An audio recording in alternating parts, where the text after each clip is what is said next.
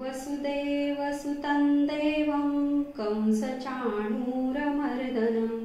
देवकी परमानन्दं कृष्णं वन्दे जगद्गुरुम्। ॐ श्री परमात्मने नमः। श्रीमद्भगवद्गीता अथ द्वादशोऽध्यायः।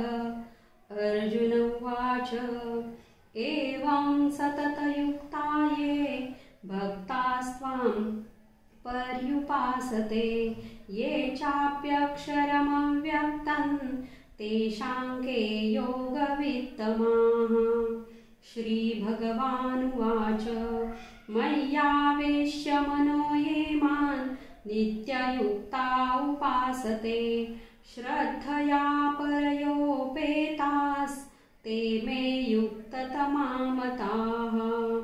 ये त्वक्षरमनिर्देश्यम् अव्यक्तं पर्युपासते सर्वत्र गमचिन्त्यं च कूटस्थमचलं ध्रुवम् सन्नियम्येन्द्रियग्रामं सर्वत्र समबुद्धयः ते प्राप्नुवन्ति मामेव सर्वभूतहिते रताः।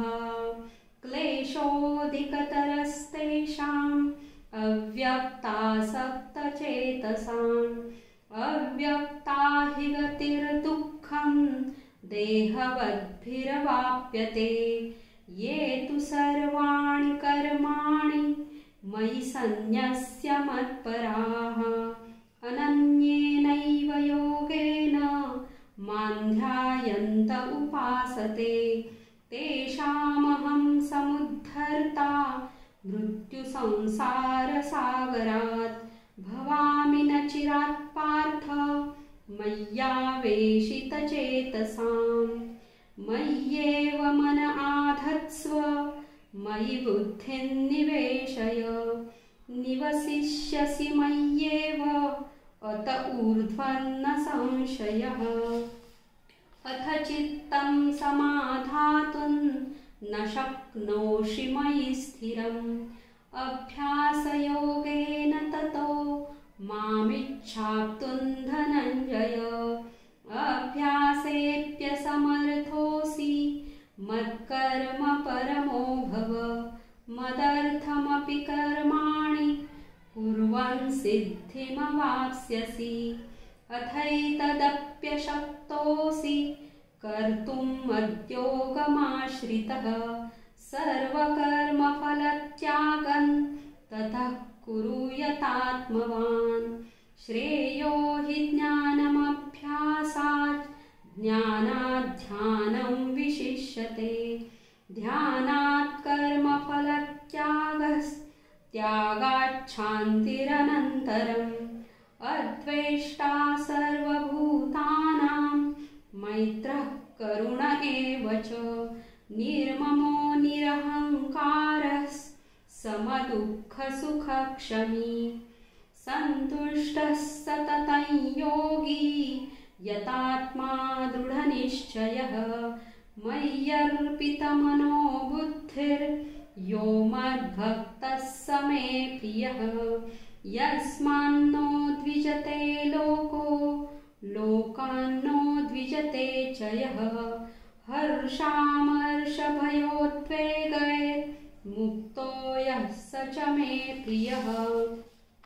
अनपेक्षः शुचिर्दक्ष उदासीनो गतव्यथः सर्वारम्भपरित्यागी यो मद्भक्तः स मे प्रियः। यो न हृष्यति न द्वेष्टि न शोचति न काङ्क्षति शुभाशुभपरित्यागी भक्तिमान्यः स मे प्रियः। समशत्रौ च मित्रे च तथा मानापमानयोः शीतोष्णसुखदुःखेषु समः सङ्गविवर्जितः। तुल्यनिन्दास्तुतिर्मौनी सन्तुष्टो येन केनचित् अनिकेतस्थिरमतिर् भक्तिमान् मे प्रियो नरः। ये तु धर्म्यामृतमिदै यथोक्तं पर्युपासते श्रद्धदानामत्परमा भक्तास्तेतीव मे प्रियाः। ॐ तत्सदिति श्रीमद्भगवद्गीतासु उपनिषत्सु ब्रह्मविद्यायां योगशास्त्रे श्रीकृष्णार्जुनसंवादे भक्तियोगो नाम 12ोऽध्यायः। श्रीकृष्णार्पणमस्तु। योगेशं सच्चिदानन्दं वासुदेवं व्रजप्रियं धर्मसंस्थापकं वीरं कृष्णं वन्दे जगद्गुरुम्।